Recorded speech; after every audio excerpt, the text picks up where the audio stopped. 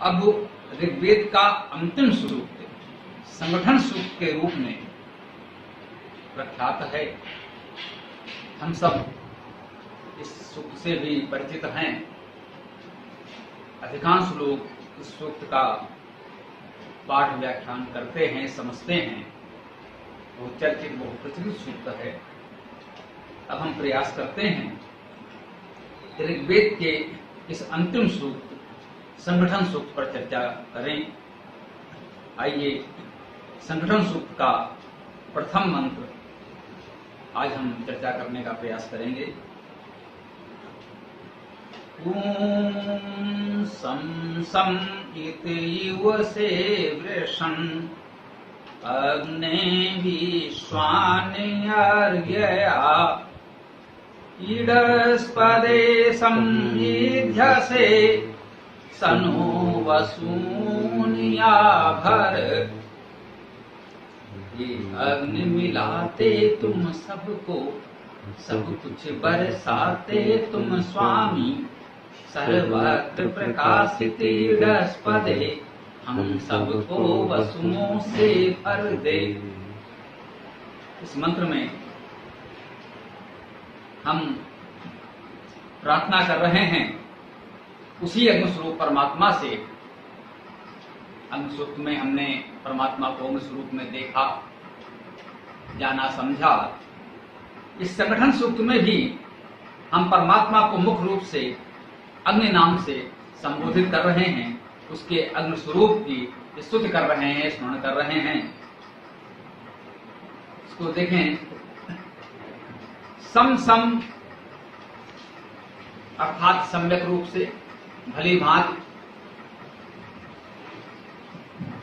हम निरंतर देख रहे हैं कि वेद हमें ये संदेश दे रहा है कि हम जो कुछ भी करें सम्यक रूप से करें, भली भांति करें।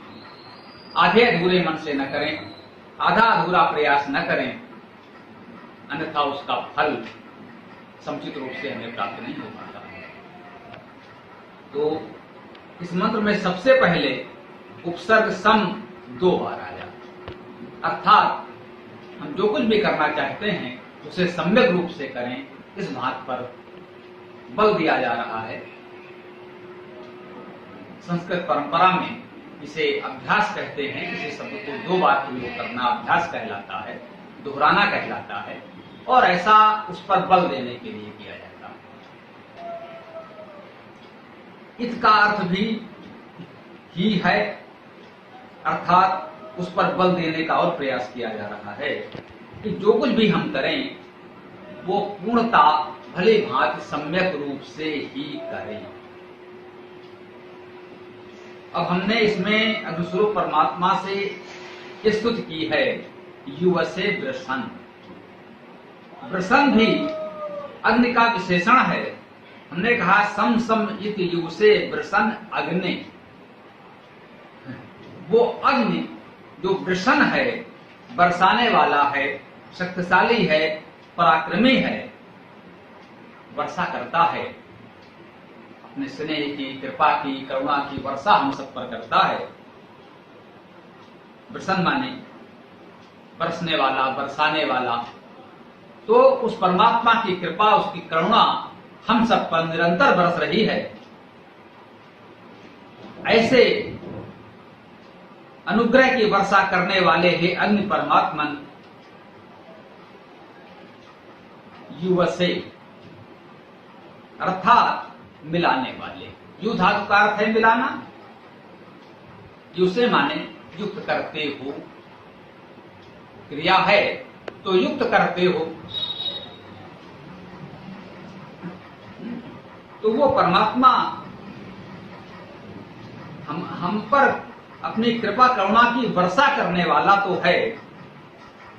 वो अग्निस्वरूप परमात्मा, उससे हम क्या कहते हैं? वो कृपा करुणा की वर्षा कर रहा है। हम क्या कह सकते हैं? युव से तुम हमको युक्त करते हो। किससे युक्त करना है? हम सब परमात्मा से संयुक्त होना चाहते हैं, क्योंकि सब कुछ परमात्मा ही है। संपूर्ण सृष्टि में परमात्मा ही अभिव्यक्त हो रहा है, तो हमें संपूर्ण सृष्टि से युक्त होना है, संयुक्त होना है, हमें परस्पर संयुक्त रूप से रहना है, हमें आपस में एक दूसरे से संयुक्त होना है, परस्पर सबसे जुड़ना है। हमारे बीच कोई अलगाव, कोई भेदभाव, कोई दूरी नहीं होनी चाहिए, किसी भी कारण से नहीं होनी चाहिए। कोई किसी भी दृष्टि से छोटा बड़ा, ऊंचा नीचा नहीं हो सकता। परमात्मा के सृष्टि में सभी समान हैं, क्योंकि सभी परमात्मा के स्वरूप हैं। क्योंकि संपूर्ण सृष्टि उस अव्यक्त परमात्मा का व्यक्त स्वरूप है, इसलिए हमारे बीच किसी तरह के भेदभाव के लिए कोई स्थान नहीं होता है। तो हमें सबसे युक्त होना है, तो हम उस परमात्मा से भी युक्त होंगे। क्योंकि आगे कहते हैं विश्वान अरे आ, विश्वान माने सभी। हमें युक्त होना है तो सभी से युक्त होना है। ऐसा नहीं कुछ लोगों को हम अपना मान लेते हैं, उनसे युक्त हो जाते हैं, और कुछ लोगों को हम छोड़ दें, अलग कर दें, पराया मान ले तो नहीं। और हमें कैसा होना है, कैसे लोगों को साथ जोड़ना है, कैसे लोगों के साथ लेकर चलना है, तो कहा है विश्वानि अर्या, सभी अर्य। अर्य शब्द ऋगतो धातु से बनेगा, अर्थात प्रगतिशील, व्यापक भावना वाले लोग, उन्हें हम अर्य कहते हैं। ऋगतो धातु है मूलता, उसका अर्थ संपादन करना, प्राप्त करना, मिलाना, पहुंचाना। और दूसरी धातु भी है, उसका अर्थ भी गति करना, जाना, जानना, पाना, शब्द करना, व्याप्त होना, मिलाना, महत्व दिखाना आदि हैं। तो उसमें व्यापकता का भाव भी है, मिलने का भाव भी है। हमें अर्य होना है, अर्य लोगों को जोड़ना है, उनसे मिलना है। अर्य का अर्थ हो गया, मुख्य रूप से हमने कहा प्रगतिशील, व्यापक। तो शब्दकर्ता भी हैं, अनेक गुण हैं। अर्य शब्द में बहुत से अर्थ समाहित हैं। मुख्य रूप से हमने लिया प्रगतिशील, व्यापक, शब्दकर्ता, शब्दशील, अर्थात पढ़ने लिखने वाले, विद्यार्थी, विद्वान, वेद का पाठ करने वाले विशेष रूप से हम कह सकते हैं। तो वो अर्य जन हैं, और जो इस अर्य तत्व को, इस भाव को अपने अंदर समाहित किए होते हैं, वे आर्य कहलाते हैं। आर्य का यही अर्थ है। आर्य कोई जाति नहीं है, कोई प्रजाति नहीं है कि हम कहते हैं कि साहब ये कोई कबीला है, कोई जाति है, कोई जनजाति है, कोई समुदाय है कि जिनका रक्त समूह एक सा होगा, किसी तरह की रक्त संरचना एक सी होगी, तो वो एक आर्य माने जाएंगे। आर्य का अर्थ है जिनके अंदर ये गुण हो, प्रगतिशीलता हो, व्यापकता हो, अध्ययनशीलता हो, वे आर्य हैं। और वो समूह, समुदाय, भाव को मानने वाले लोग आर्य हैं। इस भाव को हमें यहां समझना होगा। तो अब आगे हम क्या कह रहे हैं, इडस पदे, दूसरी पंक्ति में आया इडस पदे। इडस पदे माने इड धातु स्तुति करने के अर्थ में आती है। इडस पदे अर्थात स्तुतियों के पद में। इड धातु का अर्थ धारण करना भी होता है, इड धातु का अर्थ स्तुति करना भी होता है। तो इडस पदे का अर्थ हम दोनों ले सकते हैं। हम स्तुतियों के पद में, धारण करने के पद में, उन स्तुतियों में जो कुछ हम वर्णन करते हैं, जो पढ़ते हैं, जो कहते हैं, उसे अपने में धारण करें। पद का अर्थ चलना है, आचरण करना है। तो स्तुतियों को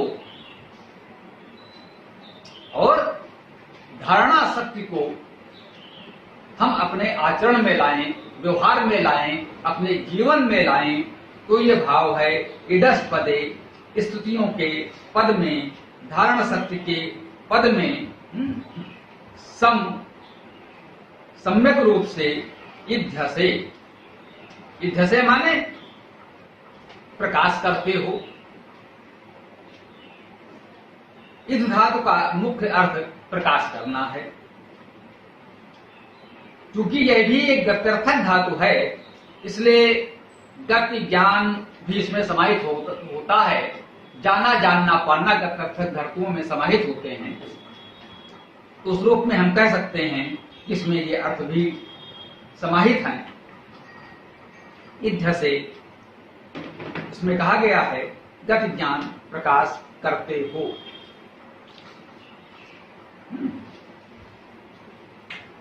सा माने वह, वह जिसकी हम स्तुति कर रहे हैं वो प्रसन्न अपने करुणा कृपा की वर्षा करने वाला अग्निस्वरूप परमात्मा वह कहा है। स नो वसून आभर, वह नो माने हमारे लिए। हमने कहा था वेद मंत्रों में जब भी हम कुछ मांगते हैं तो न आता है हमारे लिए दो प्रभु, अस्माकम आता है हमारे लिए दो, मेरे लिए नहीं आता। हम जो कुछ मांगते हैं वो हमारे लिए मांगते हैं, हम सब के लिए मांगते हैं, केवल एक के लिए नहीं मांगते, सिर्फ मात्र अपने लिए नहीं मांगते। ये नहीं आता है कि मुझे दे। जब कर्तव्य कर्म की बात आएगी तब तो आ सकता है कि मुझे ये कर्म करना है, कर्तव्य तो मुझे करना है, उसमें हम एक दूसरे पर नहीं डाल सकते ये भाई हम सब लोग करें, भाई लोग नहीं कर रहे हैं तो मैं क्या करूं। नहीं, जो कर्तव्य कर्म है वो मुझे स्वयं करना है और प्रयास करेंगे और लोगों को भी साथ लेने, और अच्छी बात है, लेकिन मुझे तो करना ही है। लेकिन जब हम कुछ मांगते हैं, कुछ चाहते हैं, तब हमेशा हम कहते हैं ना अस्माकम, हमारे लिए। वो हमारा है, वो हमारे लिए है, वो मेरा नहीं, मेरे लिए नहीं।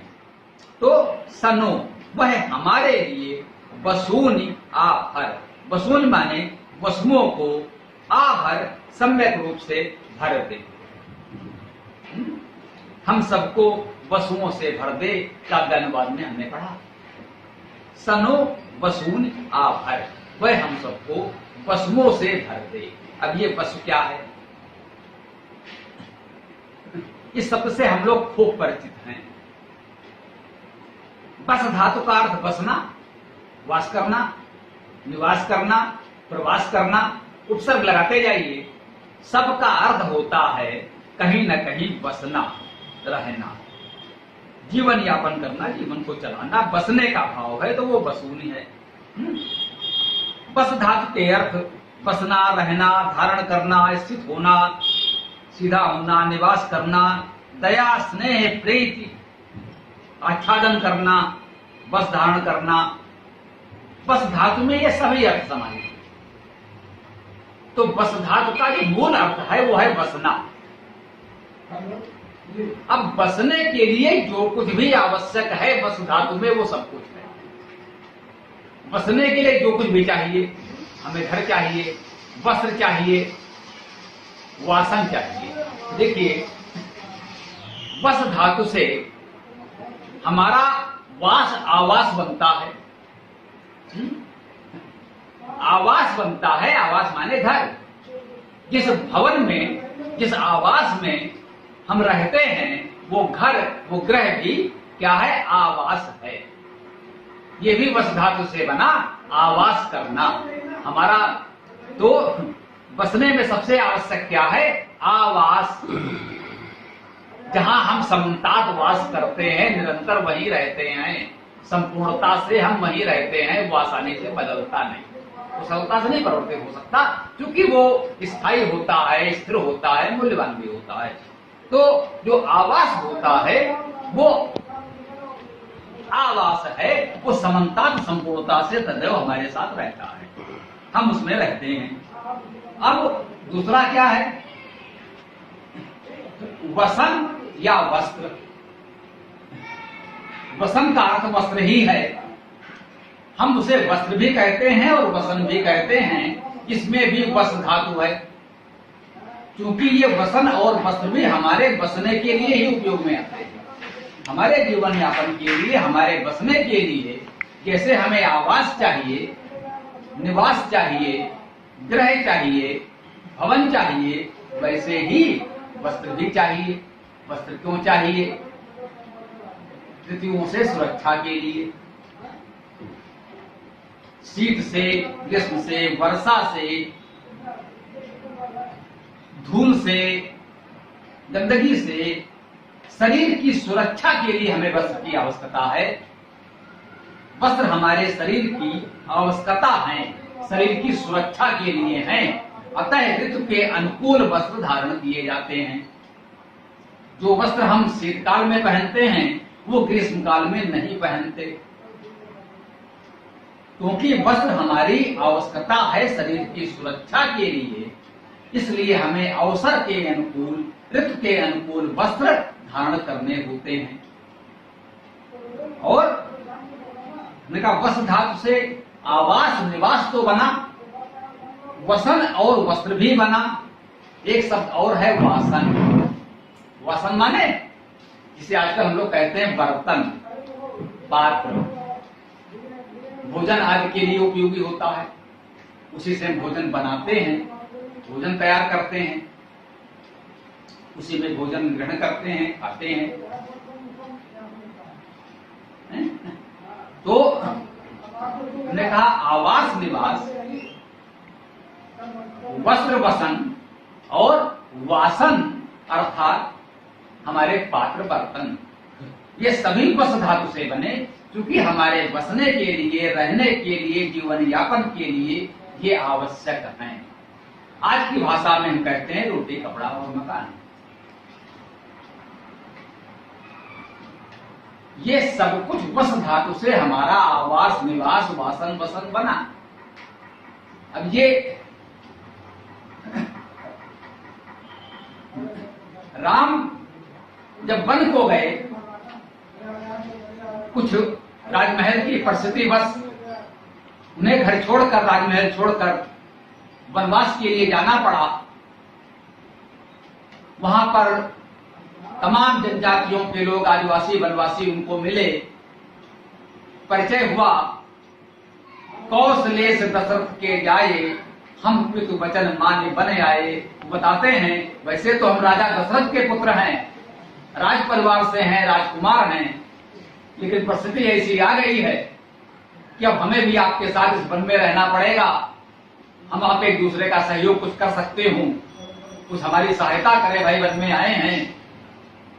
उन भोले भाले आदिवासियों ने कहा, तात हमारे यह सेवकाई, वासन बसन न ले ही चुराई। बोले महाराज, हम लोग किस लायक हैं? आप तो राजा हैं, राजकुमार हैं, जिस स्तर का आपका जीवन है उसमें हम आपकी क्या सहायता कर सकते हैं? हमारे पास तो ऐसे कोई संसाधन है नहीं जो हम आपको वो सुख सुविधाएं दे सकें। हम आप पर केवल इतनी कृपा कर सकते हैं कि वासन बसन न ले ही चुराई, आपके कपड़े बर्तन चुराएंगे नहीं। जो कुछ आपके पास है आप उससे गुजारा करो, हमारे पास नहीं है, हम उसके बिना काम चला लेते हैं। हमारे पास आपके जैसे जो कुछ भी आपके पास संसाधन थोड़े से आप लेकर भी आए हो, हमारे पास उतना भी नहीं है, लेकिन हम आपको इतना आश्वासन दे सकते हैं कि हम आपके ये कपड़े बर्तन चुराएंगे नहीं। घर बनाने में, झोपड़ी बनाने में थोड़ा श्रमदान कर सकते हैं, आपका सहयोग कर सकते हैं, आपकी कुटिया बनवा सकते हैं, बाकी आपको देने के लिए हमारे पास कोई और साधन तो है नहीं। हमने इसका उल्लेख क्यों किया? वासन बसन न ले ही चुराई। वासन और वसन, वसन माने जैसा लगा पात्र बर्तन, और वसन माने वस्त्र। हम जो चर्चा कर रहे हैं कि वस्त्र धातु से ही ये सब कुछ बन रहा है।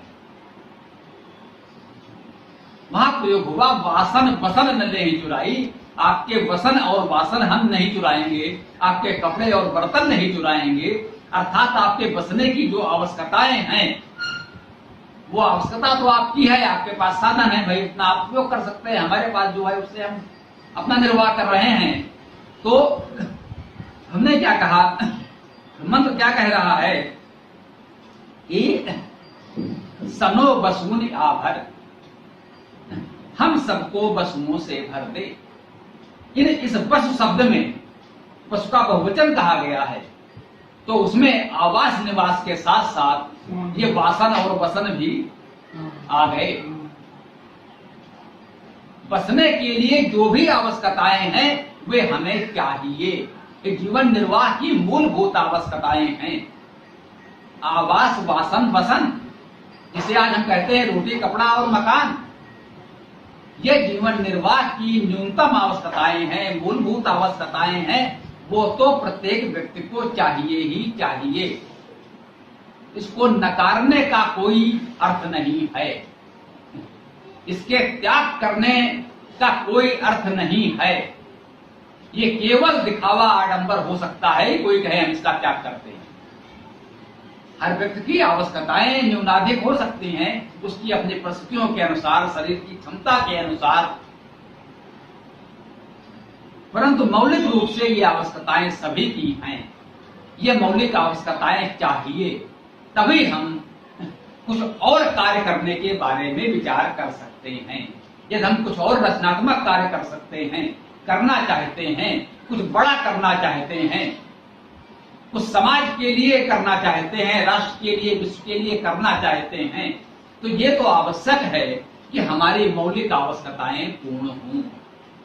यदि हमारी मौलिक आवश्यकताएं ही पूर्ण नहीं होंगी तो हम उसी में उलझे रहेंगे और कोई बड़ा कार्य नहीं कर सकेंगे। उसके लिए हमें स्वयं प्रयास करना है, सामूहिक रूप से, सामाजिक दृष्टि से प्रयास करना है। समाज में जो लोग सक्षम समर्थ हैं वो सहायता कर सकते हैं। अगर हम किसी योग्य हैं, ईश्वर ने हमें कुछ संसाधन दिए हैं, तो जितना संभव हो किसी की सहायता कर सकें तो कर दें। या हमें आवश्यकता है, तो सक्षम समर्थ है, उससे हम अनुरोध कर सकते हैं कि भाई आप सक्षम हैं, हो सके तो कुछ सहायता कर दें। तो इस प्रकार से समाज में यह हवन अर्थात आदान प्रदान का कार्य चलता रहेगा और सभी की आवश्यकताएं पूर्ण होती रहेंगी। क्योंकि हम मानते हैं कि संपूर्ण समाज अव्यक्त परमात्मा का अव्यक्त स्वरूप है। इस मंत्र में हमने परमात्मा से प्रार्थना की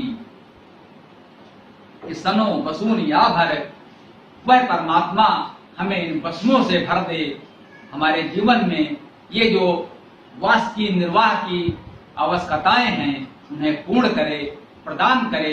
ये हम परमात्मा से प्रार्थना करते हैं। जैसा कि हमने निवेदन किया है कि वेद मंत्रों में ये संदेश होता है कि जो हम परमात्मा के गुण वर्णन करते हैं, स्तुतियां करते हैं, जो हम परमात्मा से प्रार्थना करते हैं, उसे हमें स्वयं अपनाना होता है। तो हम परमात्मा से प्रार्थना करते हैं कि सनो बसून या भर, वो हमको वसुओं से भर दे।